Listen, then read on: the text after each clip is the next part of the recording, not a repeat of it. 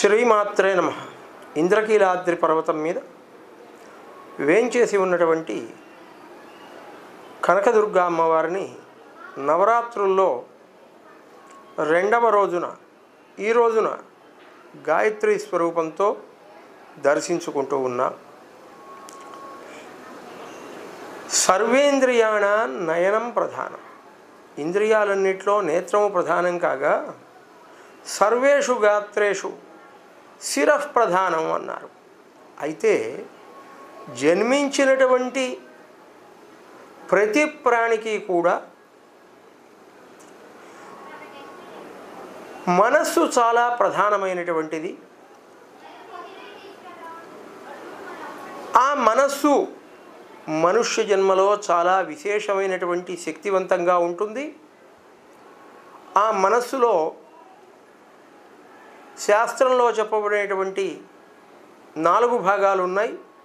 అందులో బుద్ధి అనేటువంటిది చాలా విశిష్టమైనటువంటి భాగం.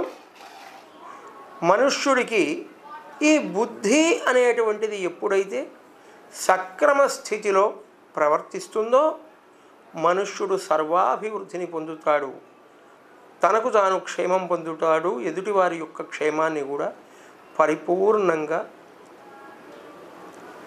సంరక్షించగలుగుతాడు. అటువంటి దివ్యమైనటువంటి బుద్ధి వృత్తులను సక్రమమైన స్థితిలో నడిపి కాపాడేటువంటి తల్లి గాయత్రీదేవి.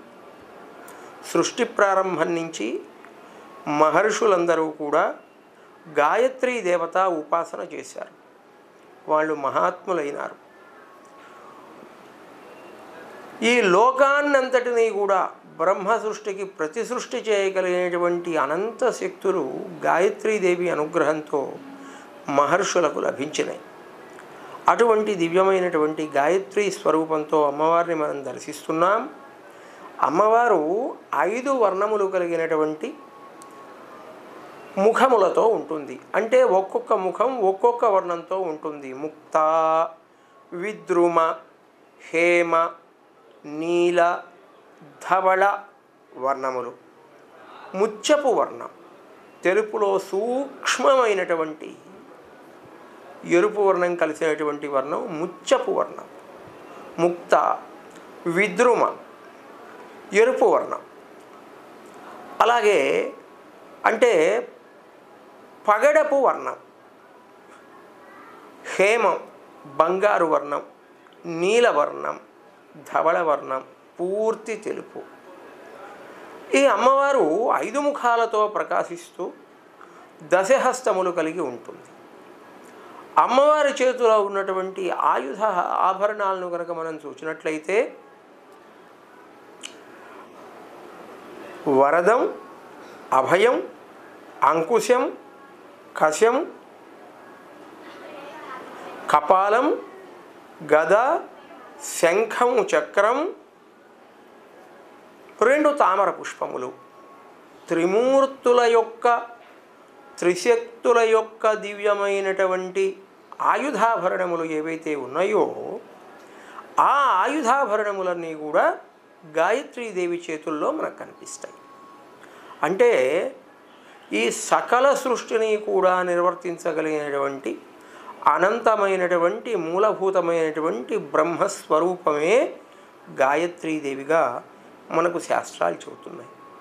అందుకనే మొట్టమొదటిగా గాయత్రి మంత్రోపదేశం చేసి ఉపనయనం చేసుకున్నటువంటి వటువుకు మరి గాయత్రి ఉపాసనను గురువులు అనుగ్రహిస్తారు. అటు తరువాత ఆ గాయత్రి ఉపాసన ద్వారా వేదసిద్ధి కలుగుతుంది. ఆ వేదసిద్ధి ద్వారా తత్వజ్ఞాన సిద్ధిని పొంది మహర్షులు మరి సమస్త లోకానికి కూడా దివ్యమైనటువంటి పరబ్రహ్మతత్వాన్ని ఉపదేశం చేశారు.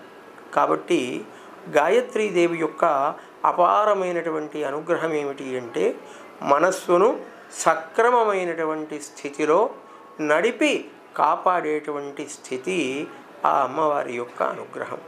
కాబట్టి గాయత్రీ స్వరూపంతో అమ్మవారిని దర్శనం చేసినందువల్ల మనస్సులో ఉన్నటువంటి రకరకాలైనటువంటి దోషములు అన్నీ కూడా నివృత్తి అయిపోయి కోపతాపాదులన్నీ కూడా క్రమంగా తొలగిపోయి అమ్మవారి అనుగ్రహంతో మనస్సు చాలా శుద్ధమై సక్రమమైనటువంటి స్థితిలో ప్రవర్తించి ఎప్పుడు ఏ సమయంలో ఏ విధంగా ప్రవర్తించాలో మనస్సుకు ఆ దివ్యమైనటువంటి బలాన్ని శక్తిని అమ్మవారు ఇచ్చి సమస్త ప్రాణికోటిని కూడా మనుష్య కోటినంతటినీ కూడా సర్వదా కాపాడుతుంది.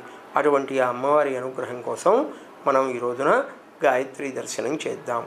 శ్రీమాత్రే నమః.